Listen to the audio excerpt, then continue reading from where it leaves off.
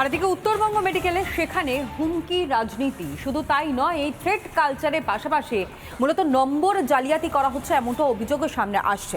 কিন্তু এর পাশাপাশি আরও জানাই যে এই যে কাঠগড়ায় মেডিকেলের অধ্যক্ষ ইন্দ্রজিৎ সাহা এবং একই সঙ্গে অধ্যক্ষের বিরুদ্ধে অনাস্থা মেডিকেলের বিভাগীয় প্রধানদের, আর এক্ষেত্রে একযোগে অধ্যক্ষদের বিরুদ্ধে রাজ্য শিক্ষা অধিকর্তাকে চিঠি দিচ্ছেন বিভাগীয় প্রধানরা। সেই উত্তরবঙ্গ মেডিকেল কলেজ হাসপাতাল আরও একবার খবর দেখুন। উত্তরবঙ্গ মেডিকেল কলেজ ও হাসপাতালের প্রিন্সিপাল ইন্দ্রজিৎ সাহার বিরুদ্ধে অনাস্থা প্রস্তাব উত্তরবঙ্গ মেডিকেল কলেজ ও হাসপাতালের বিভিন্ন বিভাগে বিভাগীয় প্রধানদের। অভয়াকাণ্ডে তোলপাড় হয়েছিল গোটা দেশ। সামনে এসেছিল মেডিকেল কলেজগুলিতে হুমকি সংস্কৃতি চালানোর অভিযোগ।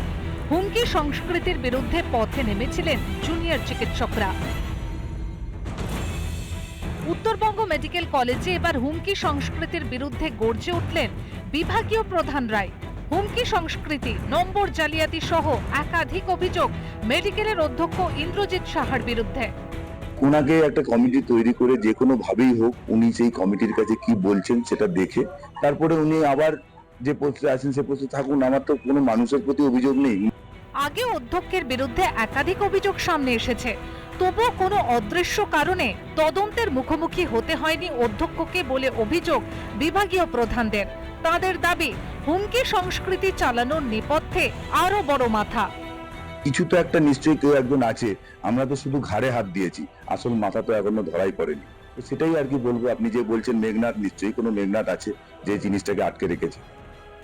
এবার সরাসরি রাজ্য স্বাস্থ্য শিক্ষা অধিকর্তাকে চিঠি দিয়ে নালিশ করতে চলেছেন বিভাগীয় প্রধানরা, যদিও এই বিষয়ে মুখে কুলু পেটেছেন অধ্যক্ষ। কিছু বলার নেই ভাই।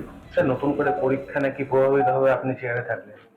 ঠিক আছে, আমার কিছু বলার নেই।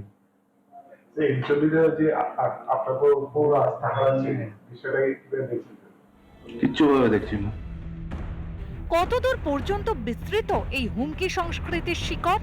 আদৌ কি অভিযুক্তদের বিরুদ্ধে কোনো ব্যবস্থা নেবে রাজ্য স্বাস্থ্য দপ্তর? অবিলম্বে একটি তদন্ত কমিটি গঠন করে প্রিন্সিপালের বিরুদ্ধে বিভাগীয় তদন্ত হোক। যদি প্রিন্সিপাল নির্দোষ হন তাহলে পুনরায় তাকে সেই পদে বহাল করা হোক, এমনটাই দাবি রয়েছে তাদের। উত্তরবঙ্গ মেডিকেল কলেজ ও হাসপাতাল থেকে রণজিৎ বোস, রিপাবলিক বাংলা।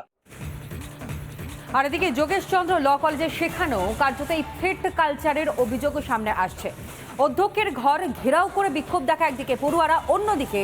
অধ্যক্ষের যেমনটা অভিযোগ যে এই তৃণমূল কংগ্রেস ছাত্র পরিষদের মদতেই কার্যত বহিরাগতরা তারা কলেজে প্রবেশ করছে। পুলিশের কাছে বারংবার যাওয়া হয়েছে, কিন্তু তারপরেও পুলিশ কোনো পদক্ষেপ নেয়নি, এমনটাই অভিযোগ করতে শোনা গেল অধ্যক্ষকে। হুমকি সংস্কৃতি শুধুই যে মেডিকেল কলেজগুলিতে সীমাবদ্ধ নেই, তার প্রমাণ মিলল আরও একবার। এবার শাসক দলের ছাত্র সংগঠনের মদতে থ্রেট কালচার চালানোর অভিযোগ যোগেশচন্দ্র কলেজে।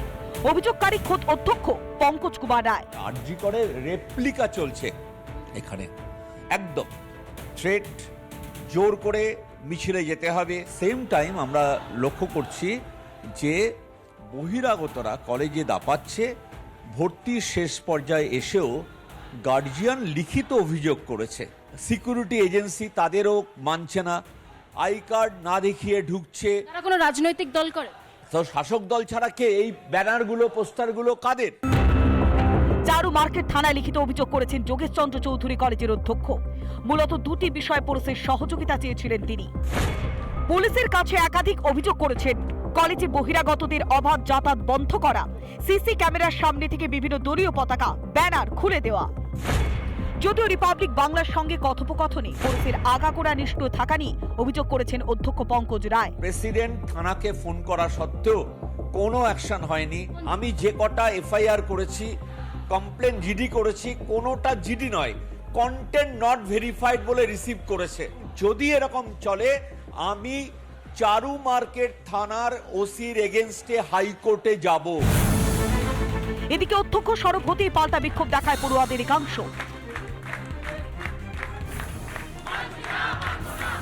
যোগেশচন্দ্র কলেজের অধ্যক্ষের বিরুদ্ধে পাল্টা অভিযোগ পড়ুয়াদের।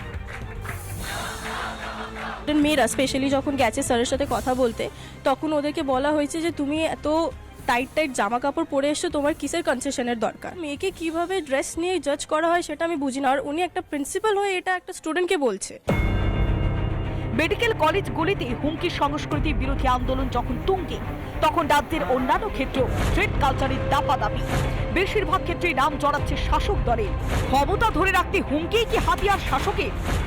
ঐন্দ্রিলা ঘোষের রিপোর্ট, রিপাবলিক বাংলা।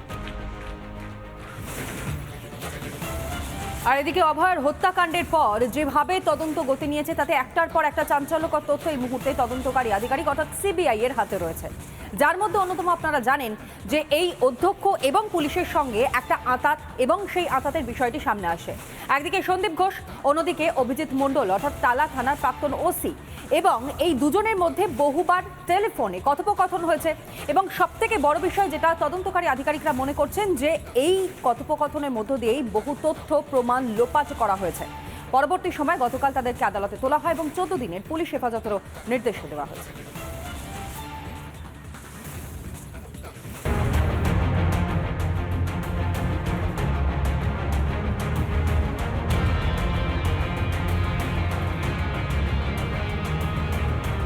অভয়াকাণ্ডের তদন্ত চলছে।